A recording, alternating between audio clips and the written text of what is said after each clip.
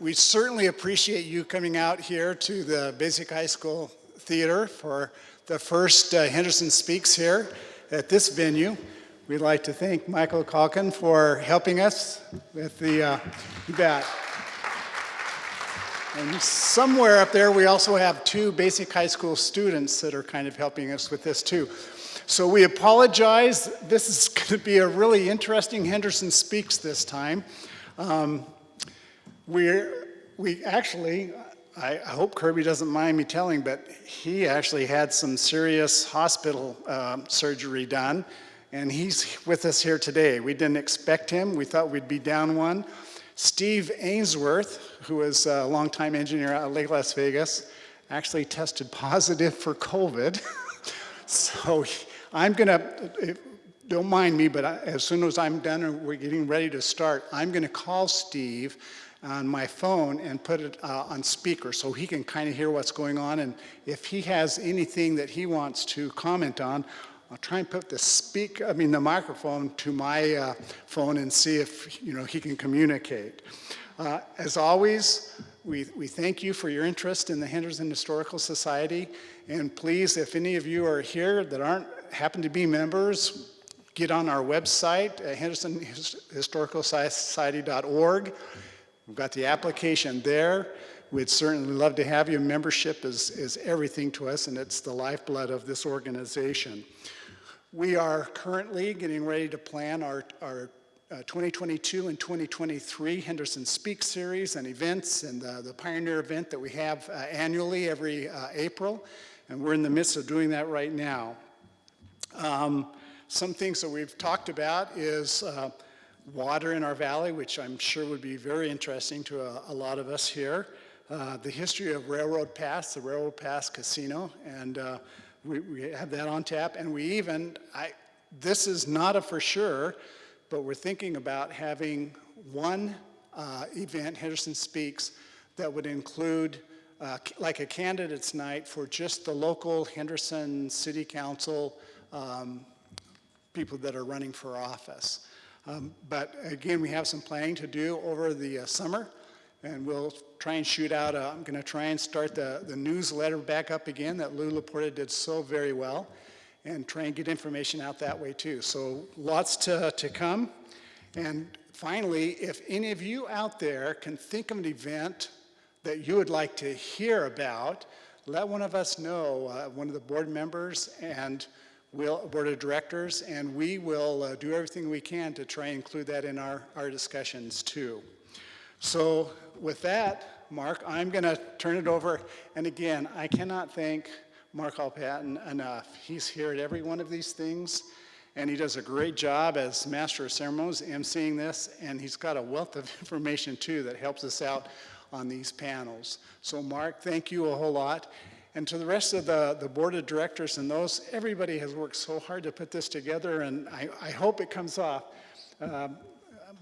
We'll let Mark introduce Steve Weber and the rest of us, and we'll just go from there. That's good. All righty. Yes, Andy, I have to move it down.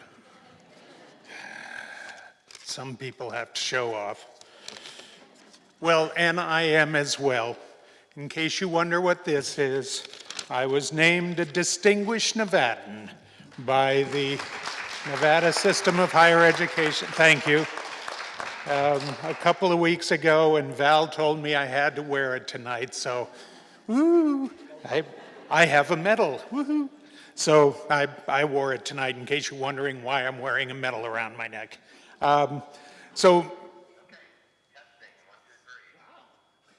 Okay, that's pretty good.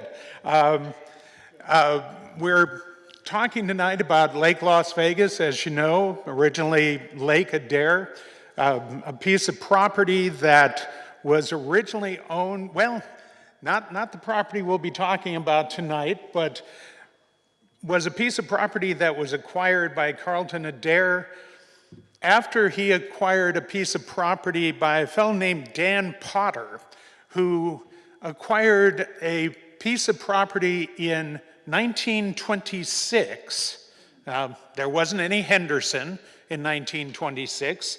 There wasn't any Lake Mead. There wasn't any dam out there. This guy just bought some property, and it turned out to be, part of the property that he had turned out to be 67 acres right along the edge, the edge of Lake Mead, when Lake Mead filled up.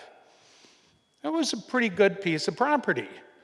Carlton Adair got a hold of it, and he decided he was going to build a resort right on the edge of Lake Mead. I mean, the National Park Service said, no, you're not. Well, thereby hangs a tale. And it ended up turning into Lake Las Vegas, but not immediately. And that turns into a real interesting story, and you're going to hear some of the reminiscences of how this weird piece of property in the middle of nowhere turns into Lake Las Vegas. It could have been, in a town that we think of as Henderson, could have been the city of Lake Adair. That could have happened as well along the way. A lot of things went on in this interestingly twisted tale that gave us what is now Lake Las Vegas, an iconic piece of Henderson. So to tell us parts of the story tonight, we have first Steve Weber. Dr. Steve Weber moved his family to Henderson, Nevada in December of 1995. By the way, that's when I got here. It's 93. I beat you by 2 years, but it was December. To work for the lake at Las Vegas, a joint venture to assist in finishing the lake and developing its ecosystem. After joining the team, Dr. Weber was involved in the operations of the lake, the dam, the bypass system, and constructed wetlands, and was involved in many of the non-residential related engineering and construction projects. As you can imagine, there was a lot going on there. In addition to his involvement with Lake Las Vegas, Dr. Weber was part of the Las Vegas WASH Coordinating Committee and was instrumental in installing the first erosion control structure at the Las Vegas WASH. Oh, very cool. Which one of the properties did that involve? Oh, okay. Very good. A lot of the properties that got blown up have turned into parts of those erosion control structures. If you want a piece of the dunes, it's out there. Anyways, as part of the Las Vegas community, he also participated in the Lake Mead Water Quality Forum, the Lake Mead Algal Task Force, the Las Vegas Wash Sediment Task Force, the Friends of the Desert Wetlands Park, the Quagga Mussel Task Force. Love those task forces. Served as a trustee for the Desert Research Foundation and was a citizen member of the Henderson Police Department Shooting Review Board. Since 2007, Dr. Weber has been serving as a consultant to the Lake Las Vegas on the lake and various large infrastructure projects and continues to serve in that capacity. Next to him, we have Kirby. I was going to call you Carlton. I'm sorry. Kirby Trumbull. Yes, there you go. I'm channeling here. He's a lifelong Hendersonian, and he worked not with Carlton Adair, but in the same building, and knew Carlton Adair while he was working on Lake Adair. And he's going to be able to tell us some of the stories when Carlton Adair was working on his projects. And of course, we have Andy Hafen, who as a councilman and mayor was involved in the projects that gave us Lake Las Vegas. So this is not a history. These are going to be reminiscences, and when we get done listening to the talks that you hear here, and perhaps some over the telephone. Then we will open it up for questions from the audience, but do please hold your questions until the end, and then we'll open it back up for some questions at that point. So at this point, I'm going to let you, yeah, please do. My reminiscences of Carlton came from my working in the Valley Bank building, which is still on Water Street now, but it's been through a couple of iterations. It's now a bar and a whatever else it is now, bourbon and biscuits or something like that. But there was no such food there then at the time. Carlton had an office upstairs, and so for 5 or 6 years, I saw him almost on a daily basis, unless he was back east trying to get various investment firms interested in his project. And I don't know if any of you know, he was born in 1913. 1913. And he died at age 80 in 1993. And so it's particularly significant to me because I am 80. So I don't know if that's a good thing or a bad thing. But anyway, all the time I was there in the bank, I always looked forward to seeing him. He's always a dapper guy. He's well-mannered, well-spoken, and always was an upbeat guy. And I just never heard of anybody saying a bad thing about him. He, let's see. I would say he was probably at that time, the time I knew him, he was between 60, 65. And I'm just a relatively young guy then, and so I wasn't exactly interested in much else other than finding a nice woman and getting married. So he would say things to me. He'd give me the current updates and everything, and but he never was down about things. I know he met many disappointments and had much opposition from political sources, and. But he never shared those. He never acted like it was bothering him. And everybody I know, in Henderson at least, thought he was a wonderful guy. But I know that's not much, other than the fact he was a nice man. He could tell he was highly intelligent, knew what he was doing, and for some odd reason, he wanted to make Henderson a place for a destination resort by putting that place down there. And of course, we've all benefited from the property tax situation that's evolved out of that place. And I know Mike O'Callahan wrote quite a bit about him when Mike was with the Henderson Home News. And for those of you that don't know Mike O'Callahan, which there can't be more than 3, he was our governor, and he was a real asset to the community in many ways.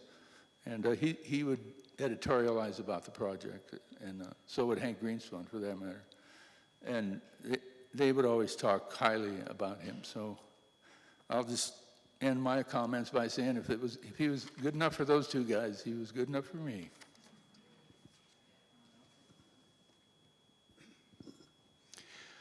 So I do have Steve Ainsworth on the line, and maybe you've heard, and so we'll kind of listen if he has anything that he wants to kind of chime in on. I'm going to kind of put in a real interesting perspective as far as Lake Las Vegas and Lake Adair go, and kind of my time frame, because I remember in junior high school, I think in junior high school, maybe early high school, when this first started. And I read about it in the home news, or at least was told about it in the home news. So starting as a teenager, let's say, through the Lake Adair, and then I was first elected to the Henderson City Council in 1987.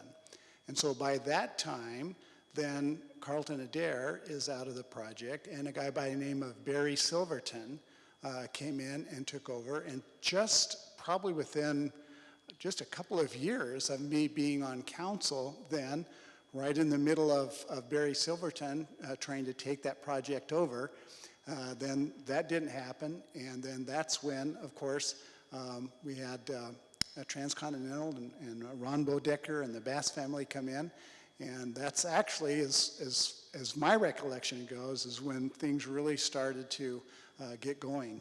And with that, I'm going to kind of put Steve Weber on the spot, because he's going to take everything and any technical stuff and just go for it. And again, we'll have any questions at the end.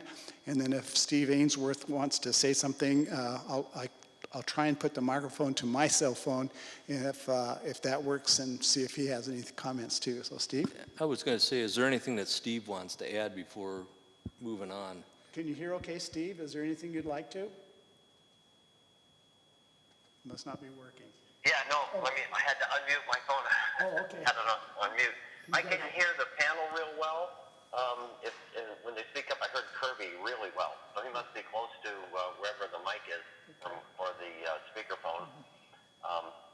It's tougher, I think, for me to hear if there's a lot of echo. So if somebody has questions after for me, if someone on the panel would repeat them, then I can pick them up. Okay.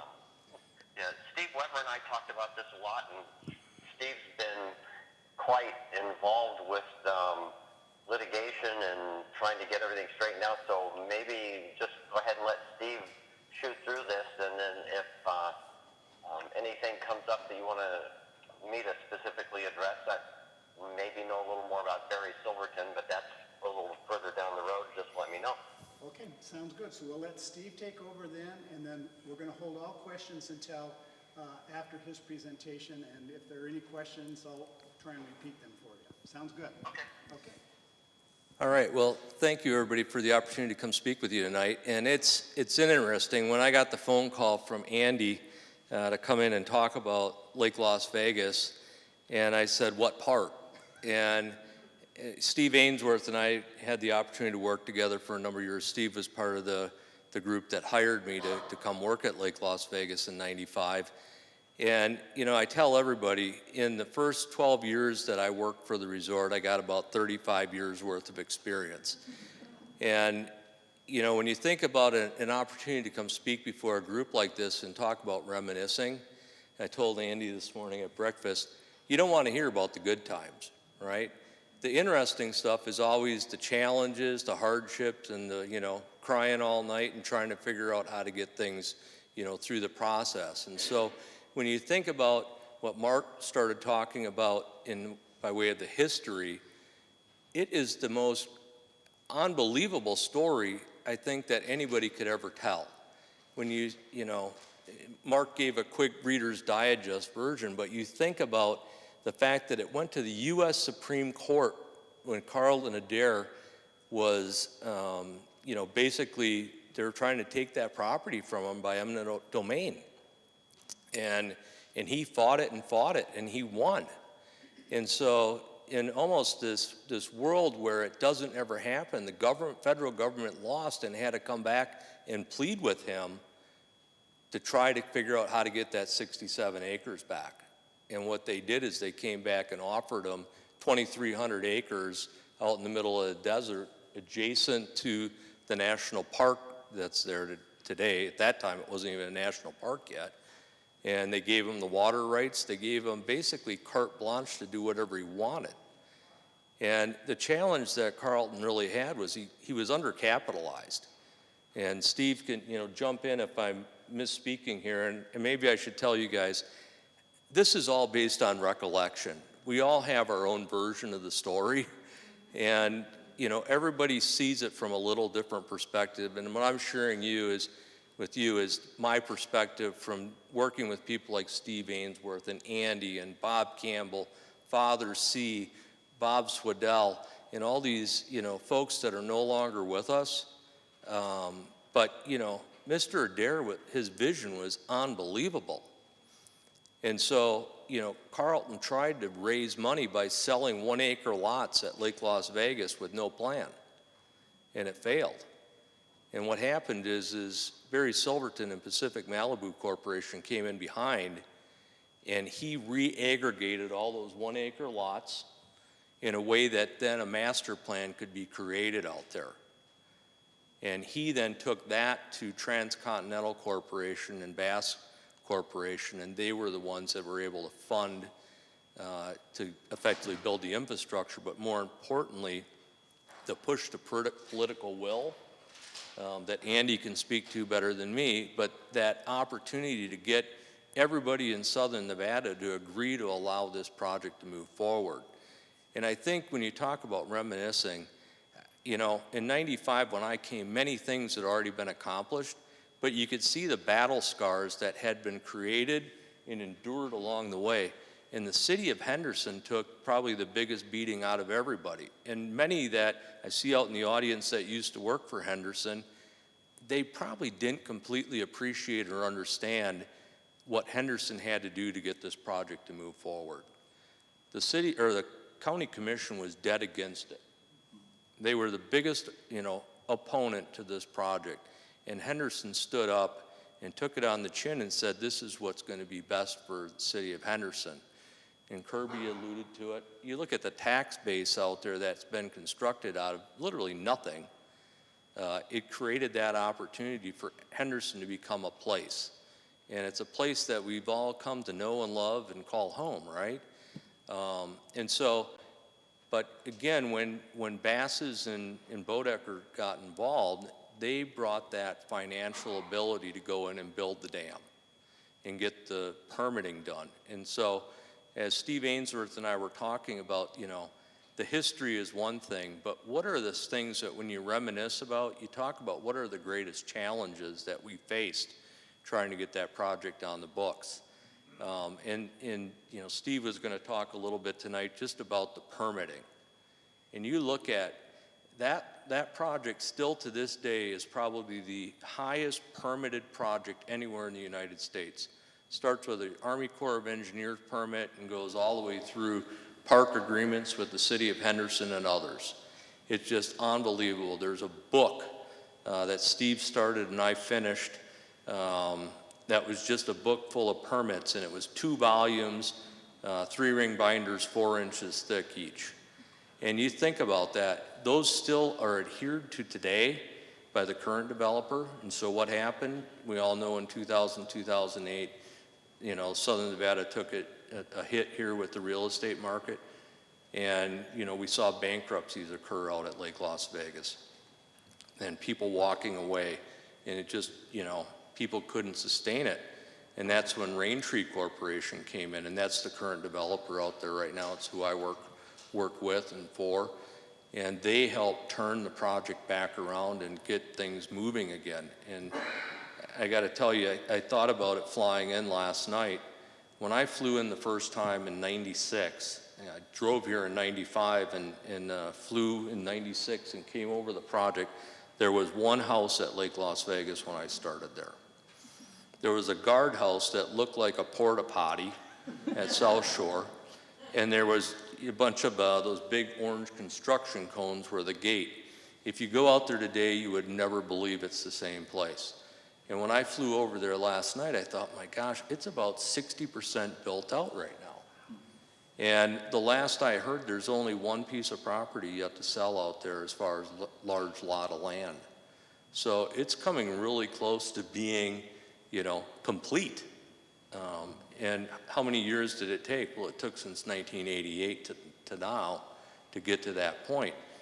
But it took a whole lot of people to make that happen. And so people like Carlton Adair, Ron Boedekker, you know, and others get all the credit for it. But there were literally hundreds of people in Henderson, Nevada that had a heavy hand in everything from getting sewer lift stations, you know, water to the project, roads, sidewalks, you name it. And every one of those issues had opposition. You know, Shelley, remember, you know, even when you talk about the police department and the fire department, right? We had to build a fire station with a police, you know, office room in there. You know, there was opposition to that. And how can this be a bad thing for a community? But ultimately, what you've seen over probably the last 5 to 6 years is you start to see the community rally. And I think a lot of that is that you're seeing population growing and centering out in that area. And that population has changed. I mean, when I moved here in 1995, the target audience or market for Lake Las Vegas was the top 1% of the top 1% in the world. And so that was the vision behind South Shore's community. Now you see people like myself that can actually afford to move out there, right? And so you're seeing more common people moving into that community, and you're seeing that heart of a community grow and people getting engaged and being part of it. So when you think about what are some of the specifics that really were a challenge, and that's what Steve had asked me, he goes, what do you think was probably the biggest issue at Lake Las Vegas? And without taking you through the technical weeds, there's something that exists there that very many people do not completely appreciate and understand, and that is the bypass system that exists at Lake Las Vegas. It is probably one of the only projects in the world, and I've worked for large companies since I've left Lake Las Vegas, and I have seen projects come and go that are multi-billion dollars, but I've never seen a project where they built a lake on top of a river. And that's effectively what you have there. And when you look at that situation, and you think about the permitting, and you think about the stories that go along with how did they get to that bypass system, and Steve will tell you, the original concept, let me back up. There's two 84-inch diameter reinforced concrete pipes that run underneath the 2 miles of Lake Las Vegas. Start at the headworks and work all the way down to the bottom of the dam. The Las Vegas Wash, which flows at about 300 cubic feet per second, flows under Lake Las Vegas, 24 hours a day, 7 days a week, 365 days a year. Those two pipes carry it. When this was originally conceived, they were going to do one 42-inch diameter metal pipe.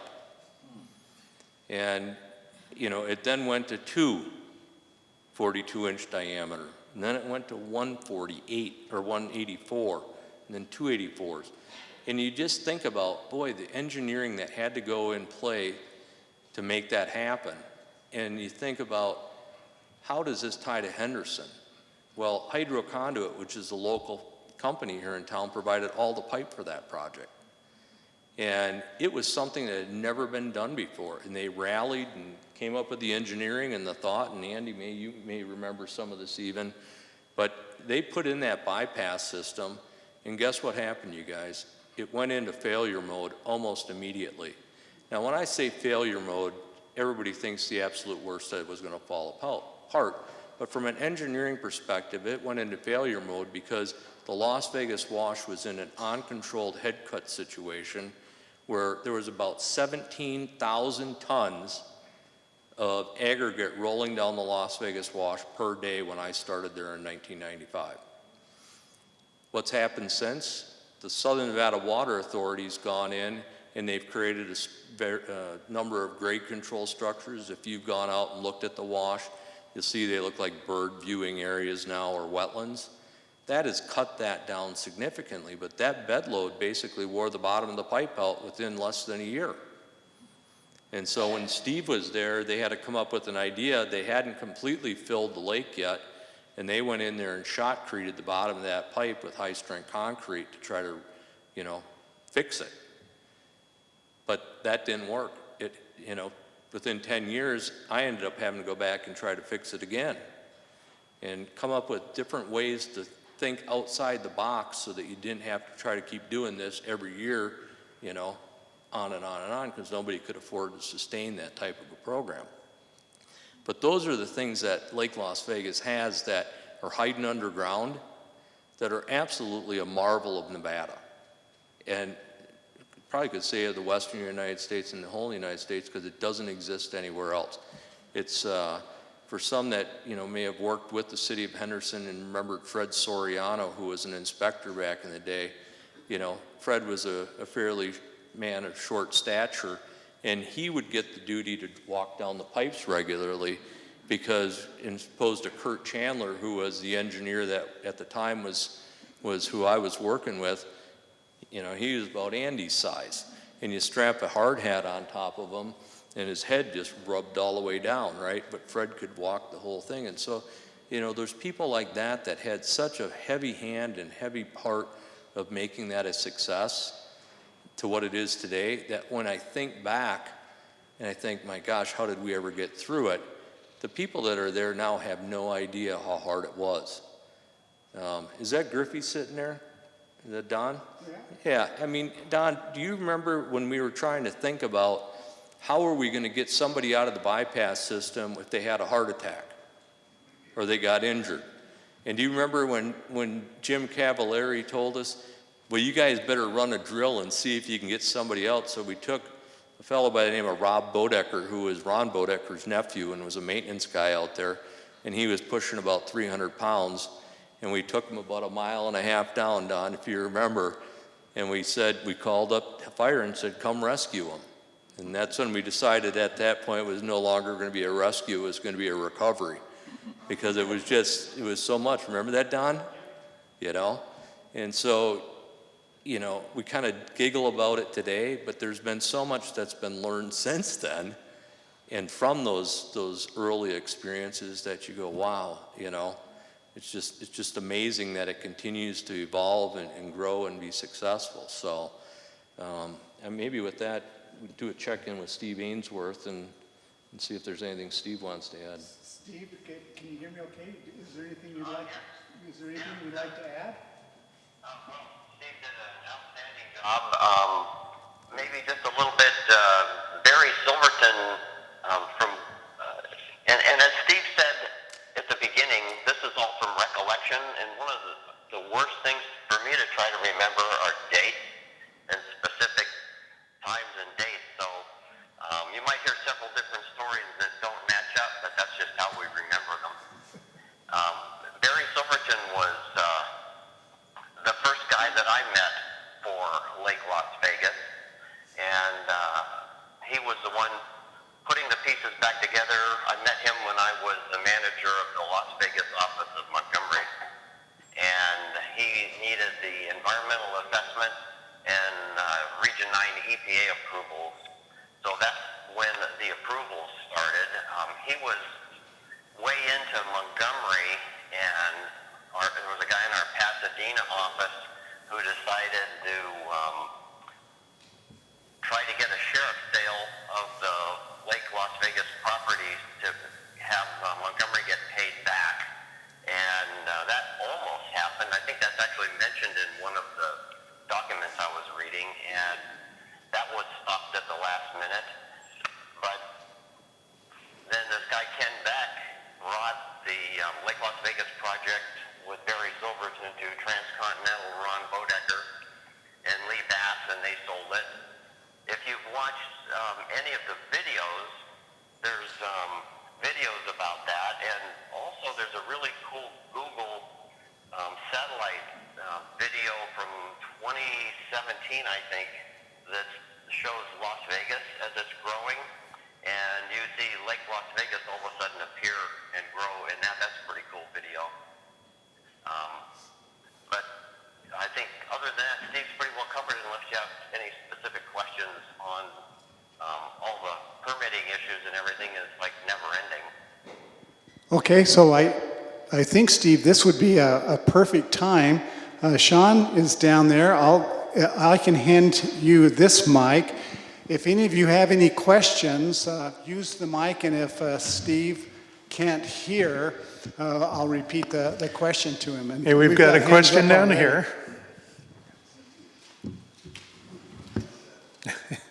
If he can reach. Thank you. I live at Lake Las Vegas, and what inspired me to move here was the whole Italian thing. So I'd like to understand who, what, where, and when. Who was influenced to design everything? I mean, I look at Ponte Vecchio, and I just fell in love when I came here. So that's my question. Thank you. Okay, you're asking who did the design on the Monte Vecchio? Oh, why the Italian theme out there? Okay, who came up with the Italian theme for the structures out there? Okay. So I'll take that. One of my duties was I was actually the president of the Design Review Board. for the Master Association when I was a full-time employee up till 2007. And the answer to that question is, it was Mr. Boedekker's vision to try to replicate Lake Como. He had made a trip out there, and the Ponte Vecchio Bridge, they had traveled all of Italy, and so the lake was going to be Como, and then they were trying to build, his vision was that the subdivisions all around the lake were going to be of a different theme of the Mediterranean. And so if you look at South Shore, it is very heavily, Italian themed. There's some Tuscan in there, there's some other areas within Italy, but it was the balustrades and the colors. And so when I was there, it was challenging because they wanted the Italian colors. And when you look at the Italian palettes, it's the bright yellows, oranges, reds, and a lot of the folks were used to desert blah. And so, the first yellow house out there, which was the Wheelers, drew a lot of attention. The first really, that burnt red color just threw people for a loop. But that was the part really that Mr. Boedekker brought into it, was that Italian theme. Unfortunately, that hasn't stayed that way, but I was out on North Shore today, and there's a lot of very modern out there also. Any other questions? Yeah, got one back here.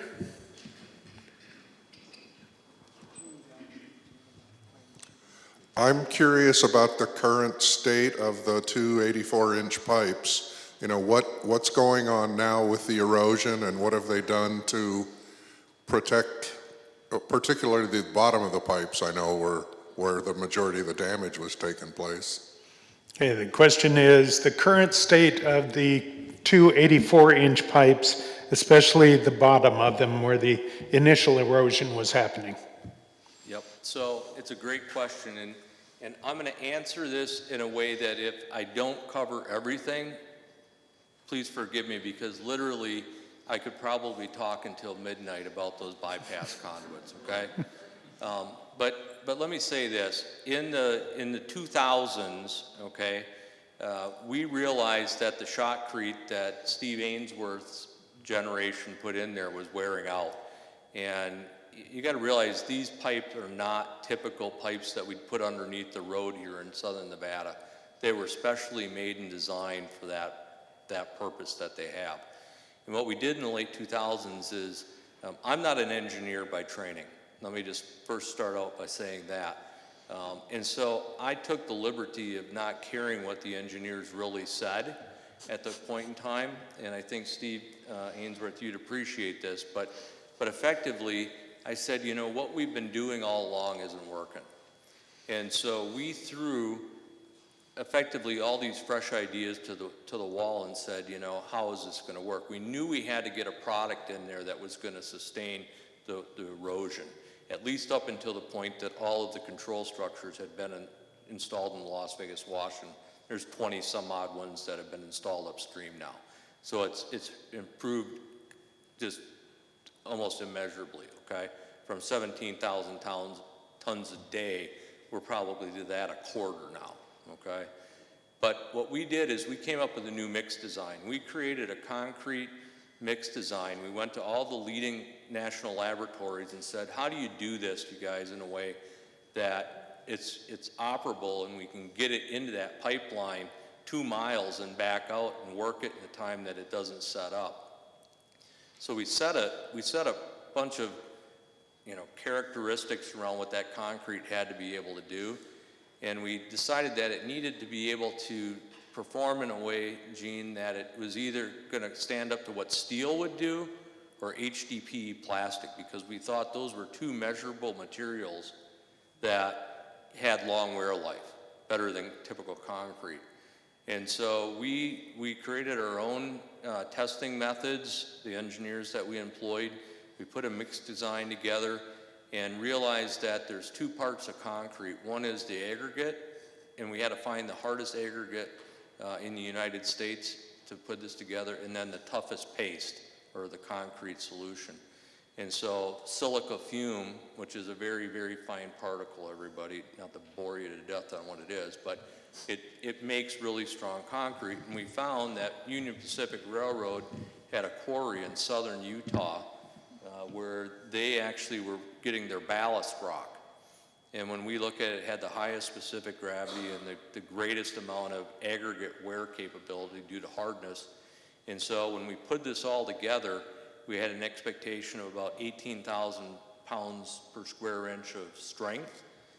And you have to realize that the wear that happens when the rocks go down the wash, you'd think they're rolling.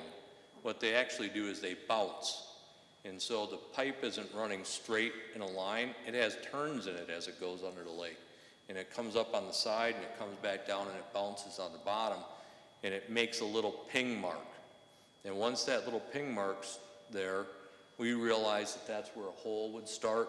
Once a hole would start, it would look like the gutter at a bowling alley. Like you could roll a bowling ball right down it. And so we realized that we had to not deal with tensile strength, but with impact strength. And so this concrete that was designed at 18,000 actually delivered at 28-day breaks, 28,000. And so since that's gone in, we did some geometry change in the pipe, we flattened it out. All those things that we did have now resulted in, I don't want to say no wear, but there's minimal wear every year in there. And it's to the point now where the maintenance crews can go in there in less than a week and make the small repairs that do occur, as opposed to taking months like it used to. So it's one of the successes. There's been papers written about it now, and others have used that concrete mix design because of its durability. They used it in the wash in some areas, and so. So do they, you can answer this, No. Both pipes, one is like on, one is off? Correct, yeah, so there's two pipes, one is in reserve and one is in duty, and so they alternate every month. And so, and then when they're, I know we haven't seen rain here in southern Nevada in some time, but during those years when it's really rainy, then there's even more activity as far as, there's quarterly inspections normally, but they'd get inspected weekly if there's big rain events and things like that. So, there's an engineer that does that, every quarter and goes in and they measure wear and report it back, and then there's a maintenance plan put together. So it is a very different day-to-day than it was, back in the early 90s after it was installed. Did I answer your question, Gene? Thanks. Okay. I don't know how to really phrase this, but all the water from the Pittman Wash goes underneath the lake, correct? And goes on to Lake Mead? The Las Vegas Wash, yes. The ma'am. Las Vegas Wash, I mean. So does the lake itself have a separate inlet and outlet? Yes. Do they use- So Lake Las Vegas's water source right now is Lake Mead. It comes to the lake via the basic water company's pipeline through the city of Henderson, and has many ways that it can get into the lake. You can go in through the waterfall by South Shore. There's a big valve system that most of the water comes in on the very west end of the village.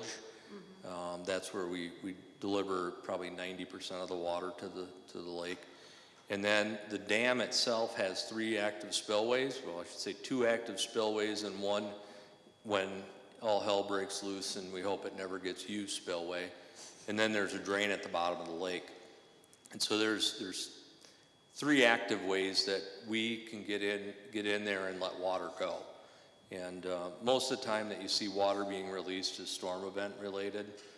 There's maintenance and other times that we can go and let water out of the bottom of the lake, and that discharges into the outlet works, which you can't see, but you see the remnant of it as it enters back into the Las Vegas Wash if you sit up on the North Shore Bridge and look back upstream. Does it operate like a reservoir, do you use? A great question. Yeah, so, it is a reservoir by definition, a reservoir meaning it's a dammed impoundment. The difference is it's not flow through. So if you think of Lake Mead, there's water coming down the Colorado River to the lake, and then it's discharging continually downstream. We have the capability of doing that, but we do not do that. It's all planned and orchestrated when those releases do occur. Again, going back to the permitting issues, there's a permit just about for every single thing that happens out there, including breathing. And so, you know, it's one of those types of things that, yeah, there's permits. You know, if I could, one of my most favorite photographs of the 30 years on council was me and my wife Debbie, and it was a kind of a reenactment. Of course, we weren't opening the valve, but we have a picture of us down inside this little box with the great big wheel, you know, that turns the valve that lets the water through the pipe from Lake Mead into Lake Las Vegas. And I forgot earlier too, I don't know where Rick Watson is, but he's put together we've got some really fabulous photographs of Lake Las Vegas too. So somewhere around here, we'll, I think out in the foyer there, and maybe one of these days we might even be able to put together a video presentation. Yeah, things have improved significantly since that day of Debbie and Andy opening that wheel. It's now automated, and we just push a button, so. I don't know how many turns it was, but it had to be about 1,000 is my guess, so it's changed a lot since then. Any other questions? I guess I got a quick follow-up to the lake itself. When the lake was initially filled, did all that water come straight from Lake Mead, and how long did it take to fill the lake up? Good question. So the lake started filling in 1989, right, Steve? Steve Ainsworth? Yeah. Yeah, so it started filling in. Yeah. There was legislation going through the Nevada legislature to ban, I don't know if they call them man-made lakes or artificial lakes. And that legislation at the time, as my understanding, went into effect, and we had to start filling Lake Las Vegas before the deadline passed that the legislation went into effect so that we could be grandfathered in. And so we hustled that up and got it going quickly. I think it was 89. I think that's right. And then it became full in 1997. We hit full pool, which just means it's the highest operating level. What's interesting is, to your question, Sean, is that when you look at the water for Adair and you look at the water for Henderson, through the Lake Las Vegas project, acquired a little better than 15,000 acre feet by Lake Las Vegas. They found some unused water that was part of the 300,000 acre foot Nevada allocation, and Steve Ainsworth had a strong play and part in that. And so what had to happen was this water was identified, and somebody had to show that they could put it to beneficial use. And nobody in Nevada at the time had a place to put 15,000 acre feet. And I think they had to prove up 5,000 to 6,000 acre feet in that first year. And so what happened is that Lake Las Vegas's first filling was potable water of about 5,000 acre feet, which gave Henderson the ability then to prove that water up, and they built the big water plant on Water Street now. And so about half of that water goes to Lake Las Vegas, and half of it goes to the rest of the Henderson community.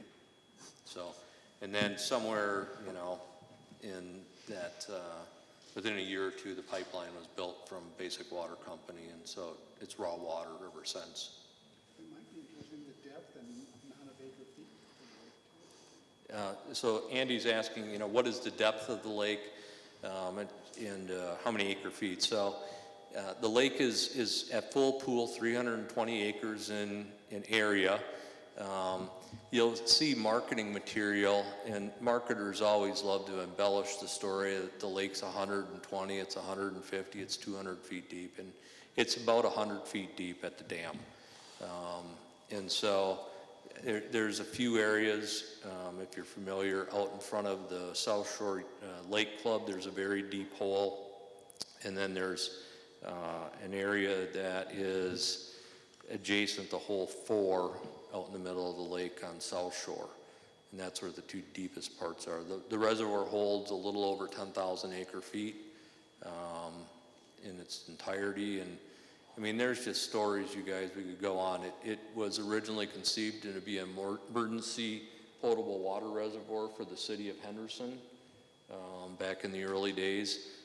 Steve Ainsworth plumbed it that way so that it could be back-fed into the system. It can't do it anymore.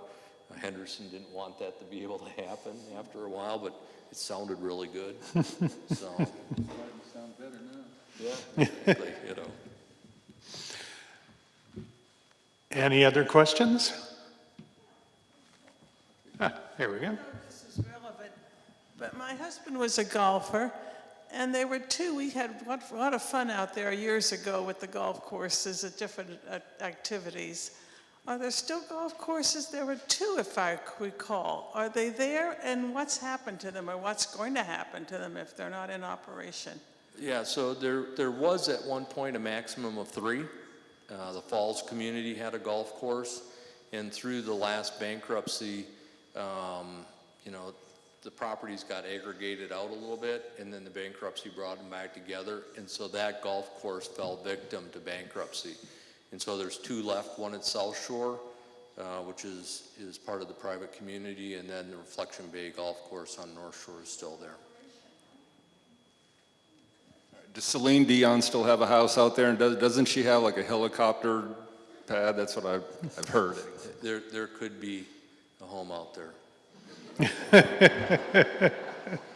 Interesting, you know, you think of when you saw the people that were moving there in the early days, you know, Dave Thomas, the founder of Wendy's, lived out there. And ironically, half of, I think, the executive staff of McDonald's Corporation lived out there in the early days. So. But they didn't have a McDonald's there. No, they didn't. Okay, well.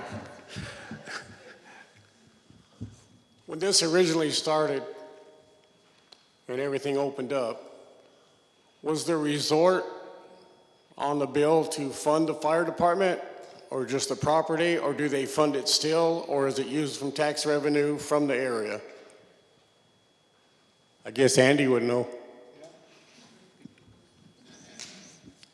So if, again, this is recollection according to Andy, but my understanding was that that fire station there was a turnkey fire station that Transcontinental and Ron Boedekker built. Didn't cost the city a dime as far as the building and that. Of course, staffing it became, you know, part of that. And right, as Steve said, and even the equipment. So the fire trucks and the rescue equipment out there, all of that was funded by Lake Las Vegas.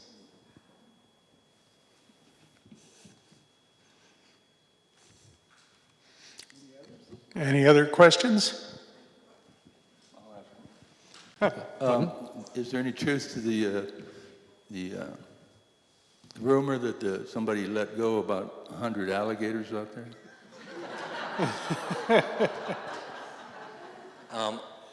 The only alligator stories I've ever heard were at the Henderson Bird Viewing Preserve, and some that were around back then.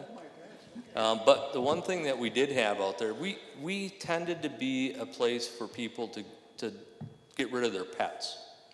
And so and somehow it always fell in my job description to deal with these things, everything from chickens to rabbits. But we ended up getting a West Nile monitor released out there. And if you're not familiar with what that is, it's a very large lizard, length about the size of this table, probably 100 plus pounds. And it lived in the constructed wetlands area, and it would eat a lot of the ducks and birds that were along the lake. And you'd go out there in the morning, and the golf course maintenance guys were just, what is going on? I mean, it looked like there was just feathers and nothing left.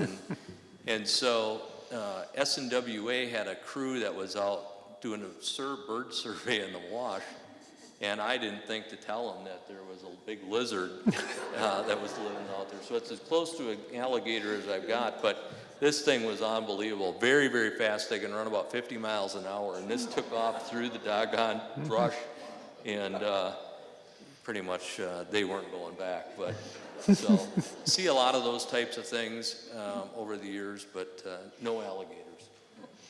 That's how rumors get started.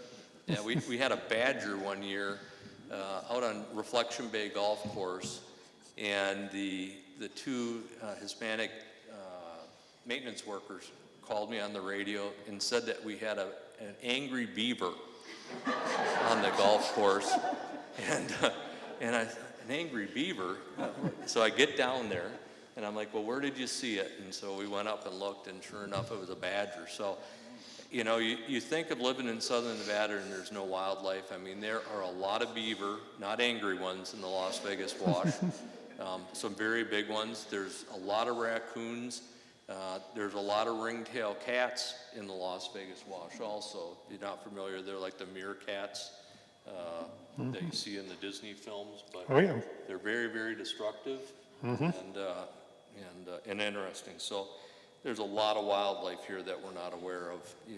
You focus on the bighorn sheep and maybe the cats, the mountain lions and the bobcats, but there's a lot of exotic things out there too.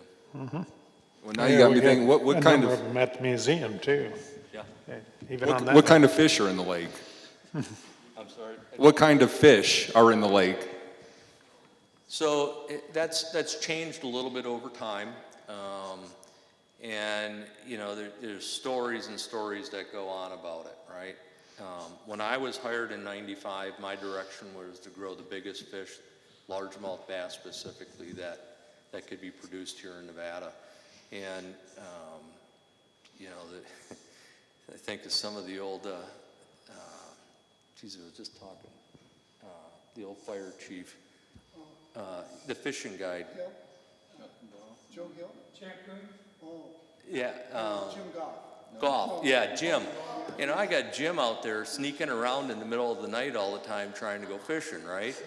And in the early days, I mean, we had fish that were greater than 10 to 15 plus pounds out there.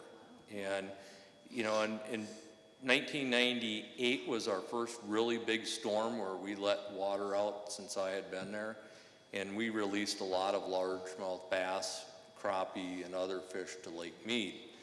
And we did a lot of work with, you know, we fed them rainbow trout, and we did a lot of things in those early years, but it was really focused on largemouth bass. Today, channel catfish, largemouth bass, a lot of panfish out there, and obviously we get the common carp comes in with storm events that are, you know, they're not indigenous, but they're indigenous to the Las Vegas Wash.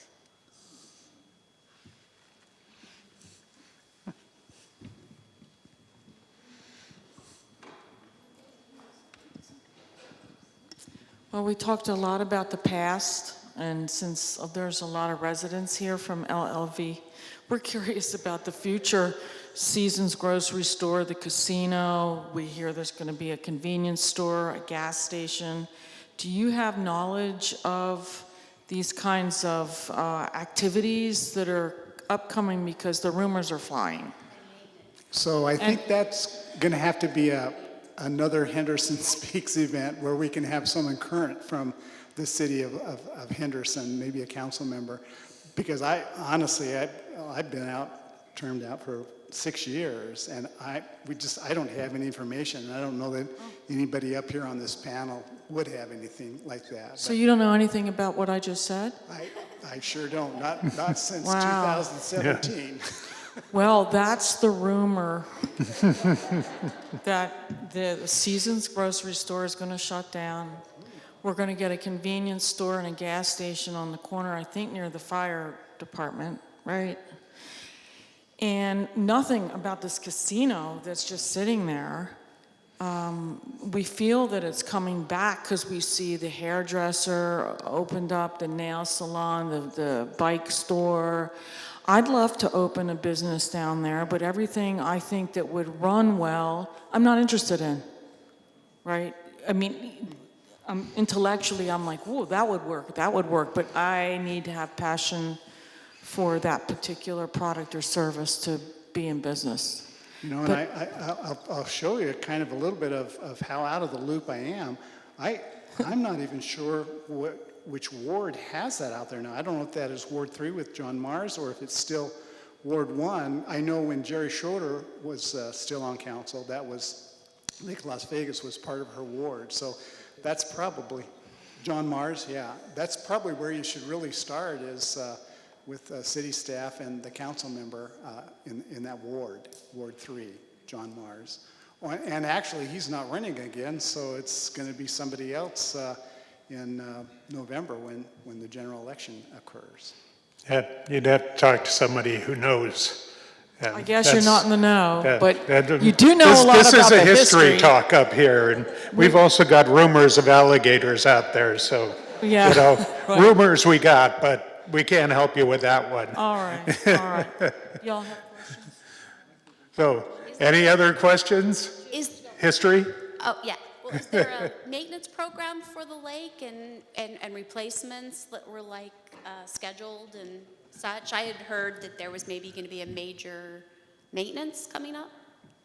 Is there an ongoing maintenance program for the lake? Yes, is the short answer. There's a maintenance plan that's been in place since the beginning of time, being in the late 80s. And so, yeah, there's a water quality sampling program that occurs every month. And we go through, I personally, that's one of the things I do. I go through and make sure that the water quality meets the guidelines and the standards for what's set for Lake Las Vegas for the beneficial uses. And, you know, body contact is one of them. And so, you know, the only times I will tell you, and I'm very open about this, that I would not swim at Lake Las Vegas is right after a storm event. And you need to wait about a good solid week. You know, if it's a really big one, maybe you wait 2. But water quality in the lake is very good. So don't let color just be a deception to you. Think it's dirty, it's not. Good. Any other questions? Okay. Here we go. I'm going to throw one for Steve. Did the lake ever flood Has the lake ever flooded? over the top? Has the lake ever flooded? Mm-hmm. Don, are you kidding me? I can remember. You've been there how many years, and you sat out there with me watching it go across the road. Yeah, You know? I would just like to mention about going into the Hyatt Which decade do Regency. you want to talk? That one at the Hyatt Regency where the gentleman forgot to turn the valve the right way. Yeah, you know, you guys have to realize Don's sitting up on top of the hill in the fire station, you know, for years before he retired, and there'd be coffee between us and others as we were out there battling the floodwaters coming on the wash. The answer is yes. Lake Las Vegas was designed to be a floodway when the Las Vegas wash exceeded, I think, a 5-year event. And that's another issue for another day of how many times the frequency floods changed on the Las Vegas wash since the first engineering. But yeah, we do. The lake does flood. It hasn't in, you know, we get a little bit of rain here and there, but it's no big ones in probably 10 years now. So unlike those early, you know, probably 20 years where we were getting a 100-year storm every week. So, but yeah. I'd just like to let them know that I actually, being in that fire station, I was the first captain up there, that before the hotels were out there, I had a beautiful view of that lake from the fire station. And you had your own boat, Don? No boat, but I used to watch golf You had go your out own there. boat? I mean, how many fire captains could claim that? You heard it. I saw Goff sneak out there with one of my firemen. Okay, one more question. Got one here. You mentioned that Lake Las Vegas is about 60% to capacity.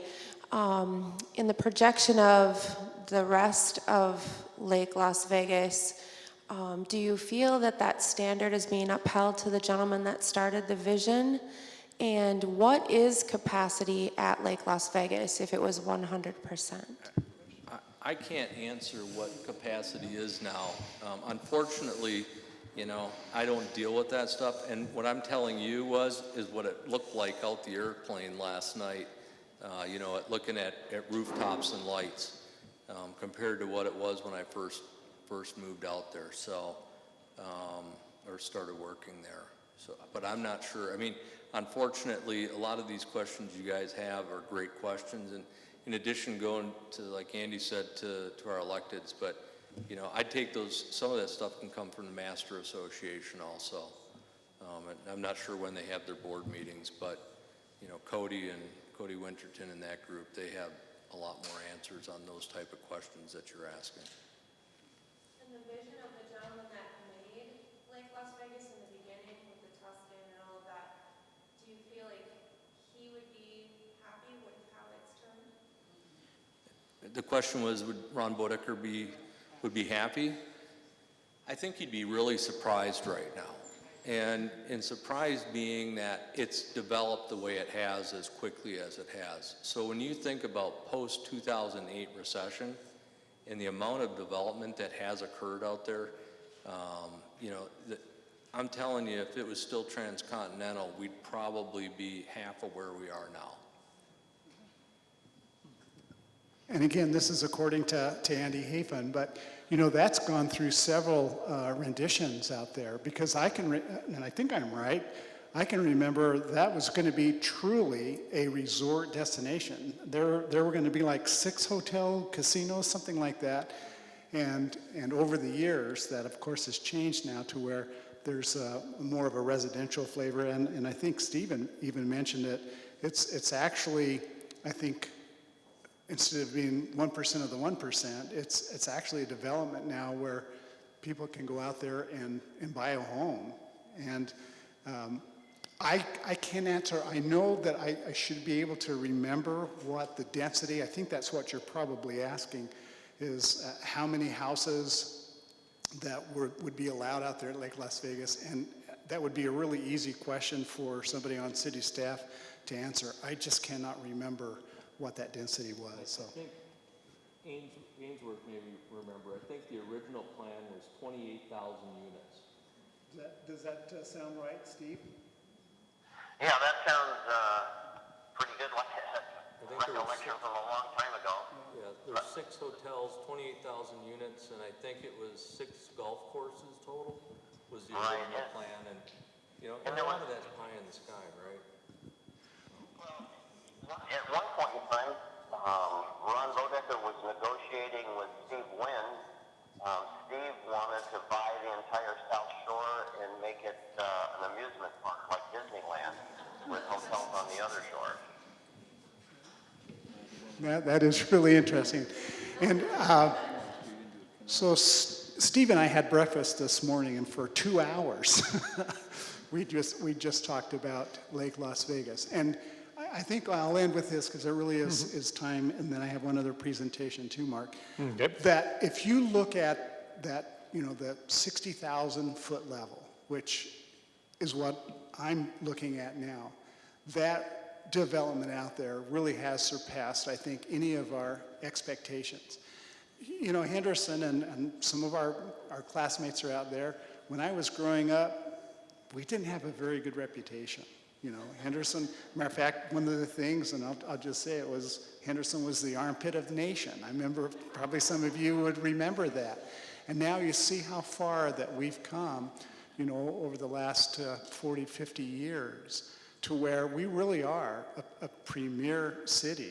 I believe that, and I'm passionate about the city, and I can't tell you how grateful and lucky, thankful I am to have been on the city council for 30 years, and you know, the last 8 years as mayor. This really is a great community that we have, and Lake Las Vegas is added to that, and from the east side of Henderson to the west side of Henderson now with what's going on out there.